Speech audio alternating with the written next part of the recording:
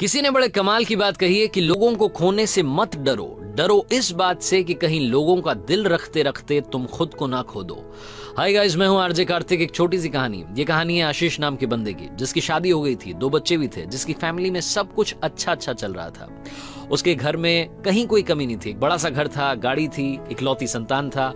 उसके mummy papa बड़े शांत स्वभाव के थे, नेक दिल इंसान। लेकिन एक दिन सब कुछ बदल गया। आशीष की मां का देहांत हो गया और 1 महीने के बाद ही आशीष ने अपने पिता से लड़ाई कर ली। उसने अपने पापा को बोला कि पापा जी, आपकी वजह से बड़ी दिक्कत हो रही है। बहू को, जो मेरी वाइफ है, इसको बड़ी परेशानी होती है। दिन भर इसे वो रिचुअल्स फॉलो करने पड़ते हैं, कल्चरल वैल्यूज फॉलो करनी पड़ती हैं, साड़ी पहन करके काम करना पड़ता है। ये मॉडर्न बनना चाहती है लेकिन बन नहीं पा रही है। तो पापा, आपसे एक रिक्वेस्ट है, आप अपने घर में जो नीचे गैरेज है उसमें शिफ्ट हो जाओ।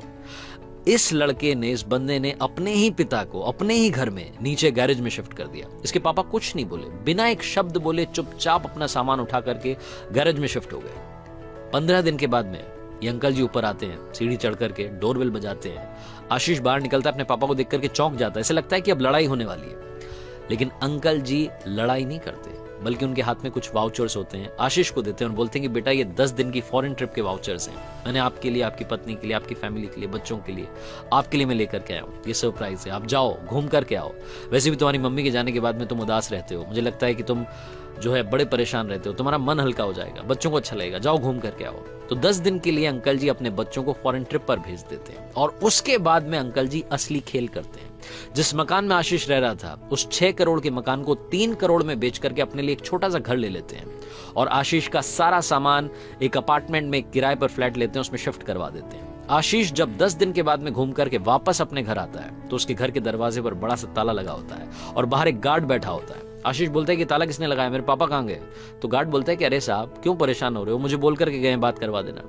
तो आशीष बोलता है कि तुम क्या बात करवाओगे, मैं बात करता हूँ। तो कॉल लगाता है आशीष, उसके पापा का नंबर नहीं लगता है, आउट ऑफ रीच आता है। तो गार्ड बोलता है कि साहब, ये नंबर नहीं लगेगा, साहब मुझे दूसरा नंबर लिखवा के गए हैं। गार्ड जाता है अंदर, अपने कैबिन में से निकालता है एक छोटी सी पर्ची, उसमें नंबर होता है, कॉल करता है और बात करवाता है आशीष की उसके पिता से।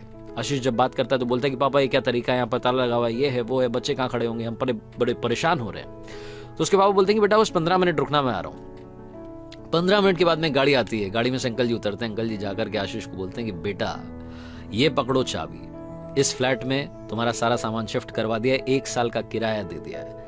अब तुम्हारी पत्नी को जैसे रहना है, जैसे तुम्हें पत्नी को रखना है तुम रखो, मुझे परेशान मत करो। तो आशीष पूछता है कि पापा, आप कहाँ रहेंगे? तो अंकल जी बोलते हैं कि बेटा, मैंने तो अपने लिए एक छोटा सा घर खरीद लिया है, मैं उसमें खुश हूं, अब तुम्हें जैसे रहना है तुम रहो। छोटी सी कहानी बहुत बड़ी बात सिखाती है। लाइफ में पेरेंट्स की हमेशा कद्र करना, इससे पहले कि पेरेंट्स आपकी कद्र करना बंद कर दें। और वैसे भी पेरेंट्स आपकी कद्र करना कभी बंद नहीं करेंगे, इसलिए उन्हें कभी भी दुखी मत करना। आरजे कार्तिक एक बार फिर कहेगा, कर दिखाओ कुछ ऐसा कि दुनिया करना चाहे आपके जैसा। ऊपर वाले के आशीर्वाद के साथ, हौसले के साथ, अपनों के प्यार के साथ। हर सोमवार सुबह 9:30 बजे मेरे चैनल पर देखिए एक नई कहानी।